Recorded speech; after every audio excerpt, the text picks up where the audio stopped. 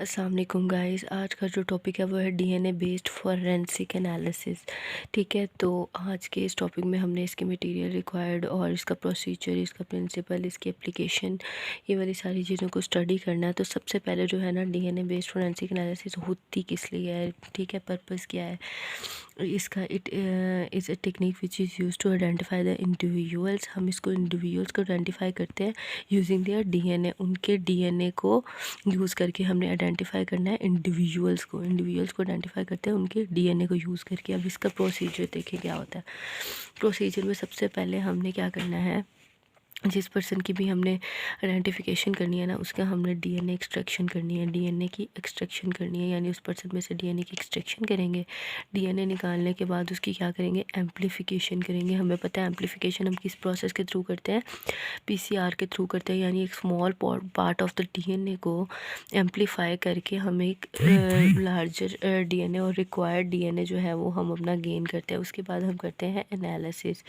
ठीक है, इसके बाद हमने क्या करनी होती है, इसकी एनालिसिस करनी होती है। एनालिसिस भी दो तरह से होती है, एक तो हम जेल इलेक्ट्रोफोरेसिस करते हैं, दूसरा हम क्या करते हैं, डीएनए सीक्वेंसिंग करते हैं इसकी। ठीक हो गया। अब इधर पीछे आ जाए, यहाँ पे वो बता रहा है यही चीज़ें उसने ब्रीफ में बताई हुई हैं। ठीक है, the procedure involving the extracting the DNA from the sample. हम सैंपल में से डीएनए की एक्सट्रैक्शन करते हैं।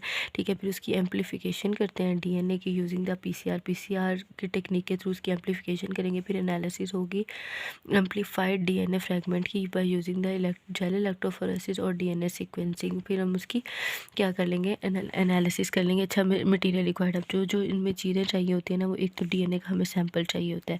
डीएनए का सैंपल अब कहाँ से आता है, ब्लड से भी हमें मिल जाता है, हेयर से भी मिल जाता है, कोई भी टिश्यू से भी हम डीएनए का सैंपल को एक्सट्रैक्ट कर सकते हैं। ठीक है, डीएनए एक्सट्रैक्शन एक किट होती है जिसके थ्रू हम डीएनए की एक्सट्रैक्शन करते हैं। फिर पीसीआर के रिएजेंट्स आते हैं, प्राइमर्स आते हैं, टैग पॉलीमरेज एंजाइम आता है। ठीक है, ये हीट रेजिस्टेंस होता है और ये न्यूक्लियोटाइड्स होते हैं इसके अंदर। पीसीआर के जो 3 स्टेप्स होते हैं, डीनेचरेशन, एनीलिंग और एक्सटेंशन, मतलब वो जो पीसीआर का पूरा प्रोसेस चल रहा होता है।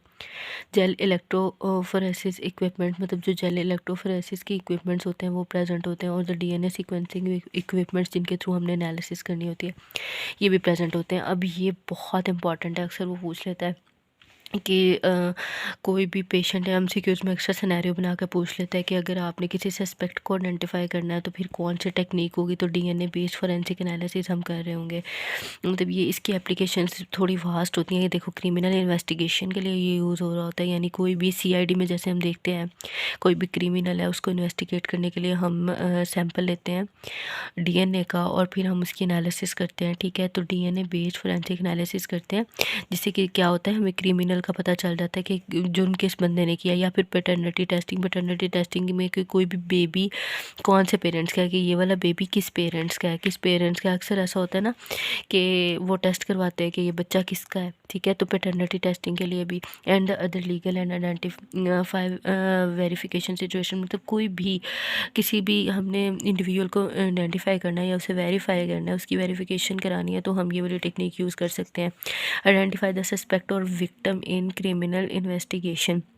हम सस्पेक्ट को आइडेंटिफाई करते हैं, विक्टिम को आइडेंटिफाई करते हैं जिसने क्या किया होता है, क्रिमिनल इन्वेस्टिगेशन की होती है। क्योंकि हम अक्सर सीआईडी में देखते हैं, हमने कोई भी विक्टिम को आइडेंटिफाई करना होता है, सस्पेक्ट को आइडेंटिफाई करना होता है, तो हम क्या उसका कराते हैं, डीएनए कराते हैं, डीएनए बेस्ड फोरेंसिक एनालिसिस कराते हैं। उसके बाद रिजॉल्विंग पैटर्निटी डिस्ट्रीब्यूट्स, जो लड़ाइयाँ हो रही होती हैं पैटर्निटी से रिलेटेड, वही जो बात मैंने ऊपर की है कि कौन सा बेबी कौन से पेरेंट्स का है। आइडेंटिफाई द ह्यूमन रिमेन्स को आइडेंटिफाई करने के लिए, and identify the individuals in mass disaster situation. कोई भी धमाका हुआ है, मैस डिजास्टर सिचुएशन है, और जो डेड बॉडी है वो आइडेंटिफाई नहीं हो रही, इंडिविजुअल का पता नहीं चल रहा, तो फिर हम उसकी क्या करेंगे, डीएनए बेस्ड फोरेंसिक एनालिसिस कराएंगे, ताकि हमें वेरिफिकेशन हो जाए इंडिविजुअल्स की। फर्दर ये इसका प्रोसेस वो मैंने आपके साथ शेयर कर दिया। इसकी एप्लीकेशन ज़्यादा इंपॉर्टेंट है, जो ज़्यादा पूछी जाती हैं, तो एमसीक्यूज़ में अक्सर सिनेरियो बना के वो पूछ लेता है यूएचएस में। तो स्टे ट्यून्ड, अगर कोई इशू है, कोई प्रॉब्लम है, तो आप मुझसे कमेंट सेक्शन में पूछ सकते हैं। एंड स्टे ट्यून्ड, फी अमानिल्लाह।